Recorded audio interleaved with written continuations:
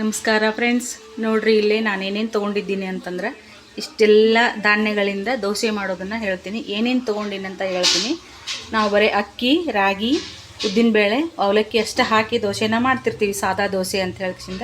ಇವೆಲ್ಲ ಧಾನ್ಯಗಳಿಂದ ದೋಸೆ ಮಾಡೋದನ್ನು ಹೇಳ್ತೀನಿ. ಫಸ್ಟಿಗೆ ಏನು ತೊಗೊಂಡಿದ್ದೀನಿ ಅಂತಂದ್ರೆ ಅಕ್ಕಿ, ರಾಗಿ, ಉದ್ದಿನಬೇಳೆ, ಮೆಂತೆ. ಇವಂತೂ ಸರ್ವೇಸಾಮಾನ್ಯ ನಾವು ತೊಗೊಳ್ಳೋದು ಪ್ರತಿ ಸರ್ತಿ ದೋಸೆ ಮಾಡಬೇಕಂತಂದರೆ. ಇವಕ್ಕೆ ಇನ್ನೂ ಒಂದಿಷ್ಟು ಧಾನ್ಯಗಳನ್ನು ಕೂಡಿಸ್ತೀನಿ. ಜೋಳ, ಗೋಧಿ, ಶೇಂಗಾ, ಸಾಬುದಾನಿ, ತೊಗರಿಬೇಳೆ, ಅಲಸಂದಿ ಕಾಳು, ಹೆಸರು ಕಾಳು, ರಾಜ್ಮಾ ಕಾಳು, ಕಡಲೆಬೇಳೆ, ಮಡಿಕೆ ಕಾಳು, ಚನ್ನಂಗಿ ಬೇಳೆ, ಆಮೇಲೆ ಹುರುಳಿಕಾಳು, ಅವಲಕ್ಕಿ. ಇವನ್ನಿಷ್ಟನ್ನು ತೋರಿಸೋದಕ್ಕೆ ಒಂದು ವಿಡಿಯೋ ಮಾಡ್ಕೊಳ್ಳೋಕ್ಕೆ ಇಷ್ಟಿಷ್ಟ ಹಾಕ್ಕೊಂಡಿದ್ದೀನಿ. ಇಲ್ಲೇ ಜಾಸ್ತಿ ತೊಗೊಂಡಿದ್ದೀನಿ. ಜಾಸ್ತಿ ತೊಗೊಂಡಿದ್ದೀನಿ. ಅವನ್ನ ಒಂದು ಪಾತ್ರೆಗೆ ಹಾಕ್ಕೊಂಡು ಎಲ್ಲನೂ ಸಪ್ರೇಟಾಗಿ ನೆನೆ ಇಟ್ಕೋತೀನಿ, ತೊಳೆದ್ಬಿಟ್ಟು. ಇವನ್ನೆಲ್ಲ ಉಳ್ಳೋದ ಕಾಳುಗಳನ್ನು, ಧಾನ್ಯಗಳನ್ನು ಸ್ವಲ್ಪ ತೊಗೋಬೇಕು ಅಷ್ಟೇ. ಒಂದೊಂದು ಚಮಚದಷ್ಟು ತೊಗೋಬೇಕು. ಅಕ್ಕಿ, ರಾಗಿನ ಜಾಸ್ತಿ ಪ್ರಮಾಣದಾಗ ತೊಗೋಬೇಕು. ನಾವು ಹೆಂಗೆ ನಾರ್ಮಲ್ ದೋಸೆ ಮಾಡ್ತಿರ್ತೀವಿ, ರಾಗಿ ದೋಸೆ ಜೋಡಿ ಮಾಡುವಾಗ, ಅಕ್ಕಿ ದೋಸೆ ಮಾಡುವಾಗ ಎಷ್ಟೆಷ್ಟು ತೊಗೊಂಡಿರ್ತೀವಿ ಅಷ್ಟನ್ನು ಹಾಕ್ಕೊಂಡಿನಿ. 3 ಅಕ್ಕಿ ಹಾಕ್ಕೊಂಡಿನಿ, 1 ರಾಗಿ ಹಾಕ್ಕೊಂಡಿನಿ, ಆಮೇಲೆ 1 ಉದ್ದಿನಬೇಳೆ ತೊಗೊಂಡಿದ್ದೀನಿ. ಇವನ್ನೆಲ್ಲನೂ ಎರಡರಷ್ಟು ತೊಗೊಂಡಿನಿ ಈ ಗ್ಲಾಸ್ನಿಂದ. ಇದನ್ನು ಸಪ್ರೇಟಾಗಿ ನೆನೆ ಇಟ್ಕೋತೀನಿ. ಅವಲಕ್ಕಿನ ನೆನೆ ಇಟ್ಕೋತೀನಿ ಸಪ್ರೇಟಾಗಿನ. ಇವನು ಸಪ್ರೇಟಾಗಿ ತೊಳೆದ್ಬಿಟ್ಟು ನೆನೆ ಇಟ್ಕೋತೀನಿ. ಇವನ್ನು ಸಪ್ರೇಟಾಗಿ ತೊಳೆದ್ಬಿಟ್ಟು ನೆನೆ ಇಟ್ಕೋತೀನಿ. ಈಗ ಬೆಳಗ್ಗೆ ನೆನೆ ಇಟ್ಕೊಳ್ತಾ ಇದ್ದೀನಿ, ಸಂಜೆ ರುಬ್ಬೋದನ್ನು ತೋರಿಸ್ತೀನಂತ. ನಾಳೆ ಬೆಳಗ್ಗೆ ದೋಸೆ ಮಾಡ್ತೀನಿ. ನೋಡಿರಿ, ಇಲ್ಲಿ ರಾಗಿ, ಅಕ್ಕಿ, ಉದ್ದಿನಬೇಳೆನ ಚೆನ್ನಾಗಿ 4 ಸರ್ತಿ ತೊಳ್ಕೊಂಡು ತೊಗೋತೀನಿ. ಇವನ್ನ ಮತ್ತು ಇವನ್ನೆಲ್ಲ ಹತ್ರನೂ ದವಸ ಧಾನ್ಯಗಳನ್ನ ತೊಳ್ಕೊಂಡು ನೀರು ಹಾಕ್ಕೊಂಡು ನೆನೆ ಇಟ್ಕೊತೀನಿ. ನೋಡಿ ಫ್ರೆಂಡ್ಸ, ಇಲ್ಲಿ ನಾನು ನೆನೆ ತೊಳ್ಕೊಂಡ್ಬಿಟ್ಟೆ. ಇವನ್ನ ಚೆನ್ನಾಗಿ 3-4 ಸರ್ತಿ ಇವನ್ನ 7ರಿಂದ 8 ಗಂಟೆ ನೆನೆ ಇಟ್ಕೋತೀನಿ. ಸಂಜೆ ರುಬ್ತೀನಿ. ನೋಡಿ ಫ್ರೆಂಡ್ಸ್, 8 ತಾಸು ನೆನೆದು ಈಗ ನಾನು ಇವನ್ನ ಮಿಕ್ಸಿ ಜಾರಿಗೆ ಹಾಕ್ಕೊಂಡು ರುಬ್ಕೊತೀನಿ. 2 ಸುತ್ತು ಆಗ್ತೈತಿ, 2 ಸರ್ತಿ ಆಗ್ತೈತಿ. ಮತ್ತು ಇವು ಎಲ್ಲ ಥರ ಕಾಳುಗಳನ್ನ ತೋರಿಸಿದ್ನಲ್ಲ, ದವಸ ಧಾನ್ಯಗಳು, ಮತ್ತು ಸ್ವಲ್ಪ ಅವಲಕ್ಕಿನೂ ನೆನೆ ಇಟ್ಕೊಂಡಿದ್ದೆ, ಅವಲಕ್ಕಿನೂ ಹಾಕಿಬಿಡ್ತೀನಿ. ಇವನ್ನ ಮಿಕ್ಸಿ ಜಾರಿಗೆ ಹಾಕಿ ನೀರು ಹಾಕ್ಕೊಂಡು ಈಗ ರುಬ್ಕೊಂಡು ತೊಗೋತೀನಿ. ನೋಡಿ ಫ್ರೆಂಡ್ಸ್, ಈಗ ಒಂದು ಸರ್ತಿ ರುಬ್ಕೊಂಡ್ಬಿಟ್ಟೆ ನಾನು. ನುಣ್ಣಗೆ ಆಗಬೇಕು ನೋಡ್ರಿ. ಇದು ಈ ರೀತಿಯಾಗಿ ಹಿಟ್ಟು ಇರಬೇಕು.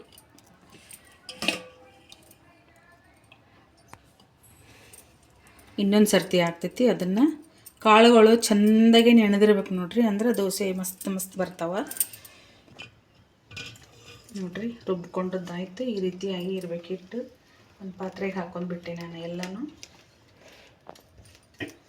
ಕಲಿಸಿಬಿಟ್ಟು ಬೆಳಗ್ಗೆ ದೋಸೆ ಮಾಡೋದನ್ನು ತೋರಿಸ್ತೀನಂತೆ. ಯಾರೇ ನನ್ನ ಚಾನೆಲ್ನ ಫಸ್ಟ್ ಟೈಮ್ ನೋಡ್ತಿರ್ತೀರ, ಸಬ್ಸ್ಕ್ರೈಬ್ ಮಾಡ್ಕೊಂಡು ನೋಡಿ, ಲೈಕ್ ಮಾಡಿರಿ, ವಿಡಿಯೋನ ಕಮೆಂಟ್ ಹಾಕ್ರಿ.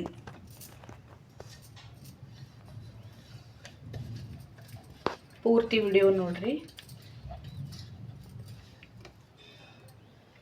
ದೋಸೆ ಮಾಡೋದನ್ನು ವಿಡಿಯೋ ನೋಡ್ರಿ, ಶೇರ್ ಮಾಡಿರಿ, ಲೈಕ್ ಮಾಡಿರಿ, ಸಬ್ಸ್ಕ್ರೈಬ್ ಮಾಡ್ಕೊಂಡು ನೋಡ್ರಿ ಫಸ್ಟ್ ಟೈಮ್ ನೋಡೋರು.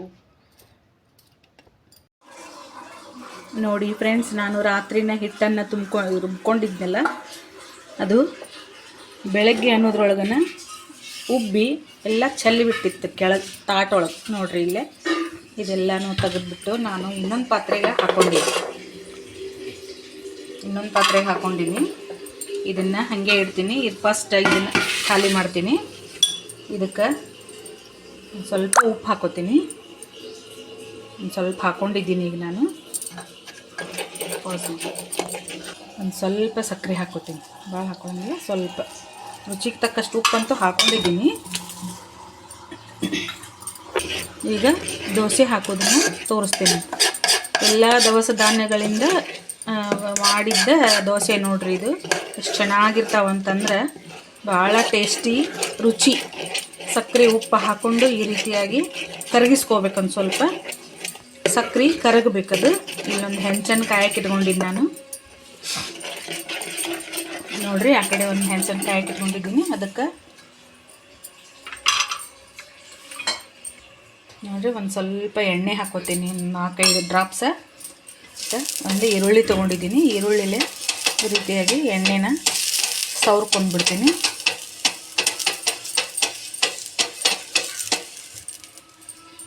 ಮತ್ತು ಸ್ವಲ್ಪ ನೀರು ಹಾಕಿಬಿಡ್ತೀನಿ. ನೀರು ಹಾಕಿದರೆ ಏನಾಗ್ತದೆ, ನೀರು ಹಾಕಿ ಸ್ವಲ್ಪ ಹಿಂಗೆ ಈರುಳ್ಳಿಲೆ ಸವರ್ಕೊಂಡ್ಬಿಡ್ತೀನಿ. ಈಗ ಹಿಟ್ಟನ್ನು ಹಾಕೋತೀನಿ.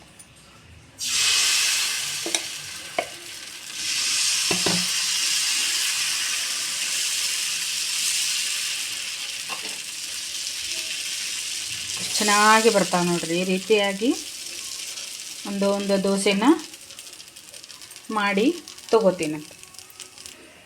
ಒಂದು ಮುಚ್ಚಳನ ಮುಚ್ಕೊಂಡ್ಬಿಡ್ತೀನಿ, ಅಂದ್ರೆ ಚಂದ ಬೇಯ್ತದ್ರಿ ಅದು ದೋಸೆ.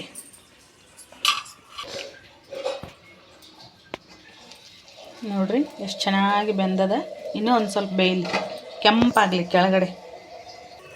ಗ್ಯಾಸ್ ಉರಿನ ಸ್ವಲ್ಪ ಜೋರು ಇಟ್ಕೊಂಡಿದ್ದೆ ನಾನು ಕೆಂಪಾಗಲಿ ಅಂತ. ನೋಡ್ರಿ ಎಷ್ಟು ಚೆನ್ನಾಗಿ ಹೇಳ್ತಾವೆ ನೋಡ್ರಿ ಇವು. ಗರಿಗರಿಯಾಗಿ ಆಗ್ತಾವೆ ದೋಸೆ. ನಾನೇನು ಮೇಲ್ಗಡೆ ಎಣ್ಣೆ ಹಾಕ್ಕೊಂಡಿಲ್ಲ, ಏನಿಲ್ಲ. ಈಗ ತಿರುಗಿಕೊಂಡು ಹಾಕೋತೀನಿ. ನೋಡ್ರಿ ಎಷ್ಟು ಚಂದ ಬಂದೈತೆ ನೋಡ್ರಿ ದೋಸೆ. ನೋಡ್ರಿ ಈಗ ತಿರುಗಿಕೊಂಡು ಹಾಕೊಂಡ್ಬಿಟ್ಟೆ ನಾನು. ಈ ರೀತಿ ಆಗಿ ಬರ್ತಾವೆ ನೋಡ್ರಿ ದೋಸೆ. ಈಗ ಇನ್ನೊಂದು ದೋಸೆನ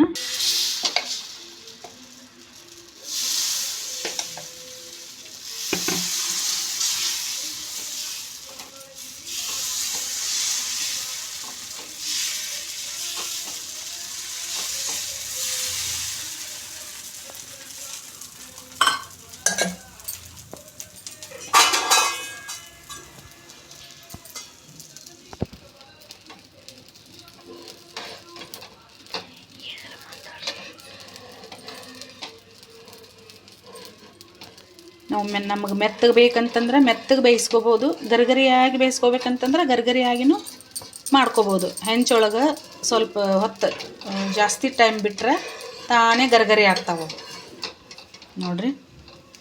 ಇನ್ನೊಂದು ಸ್ವಲ್ಪ ಹೊತ್ತಾಗಿರಲಿ. ನೋಡ್ರಿ ಇಲ್ಲೇ ನಾನು ಆಲೂಗಡ್ಡೆ ಪಲ್ಯನ ಮಾಡ್ಕೊಂಡಿದ್ದೀನಿ ಮತ್ತು ಕೊಬ್ಬರಿ ಚಟ್ನಿನೂ ಮಾಡ್ಕೊಂಡಿದ್ದೀನಿ. ಅದಕ್ಕೆ ಕಾಂಬಿನೇಷನ್ನ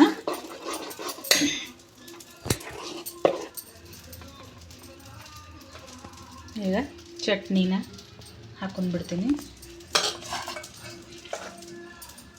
ಮತ್ತು ಪಲ್ಯನೂ ಹಾಕ್ಕೊಂಡೆ.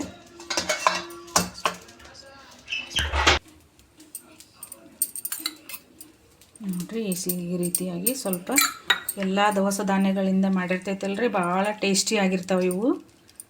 ಬರೀ ಉದ್ದಿನಬೇಳೆ ಅಕ್ಕಿ ಇಂದ ಮಾಡಿದ್ರೆ ಅವು ಟೇಸ್ಟಿ ಆಗಿರ್ತಾವೆ, ಆಗಿರಂಗಿಲ್ಲ ಅಂತಲ್ಲ. ಎಲ್ಲ ಥರ ಪ್ರೋಟೀನ್ ಕಾಳುಗಳು ಹಾಕಿರ್ತೇವಲ್ರಿ, ಪ್ರೋಟೀನ್ ಯುಕ್ತ ದೋಸೆ ಇರ್ತಾವೆ ನೋಡ್ರಿ ಇವು.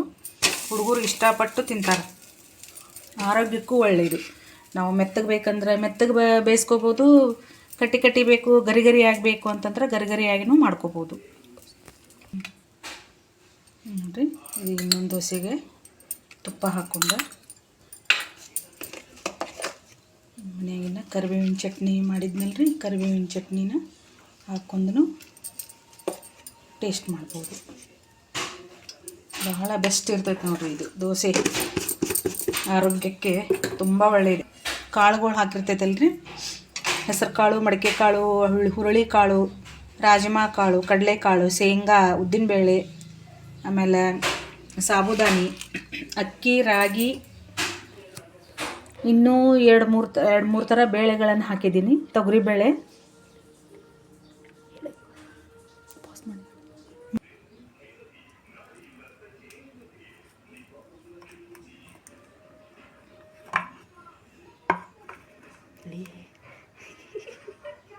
ನೋಡ್ರಿ ಭಾರಿ ಟೇಸ್ಟಿ ಆಗಿರ್ತಾವೆ ನೋಡಿ.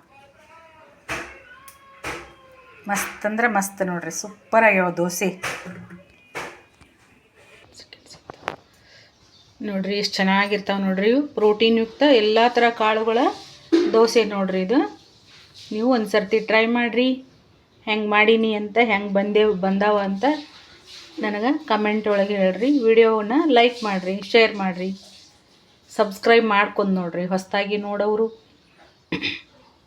ಇಷ್ಟೊತ್ತು ನನ್ನ ವಿಡಿಯೋ ನೋಡಿದ್ದಕ್ಕಾಗಿ ಧನ್ಯವಾದಗಳು.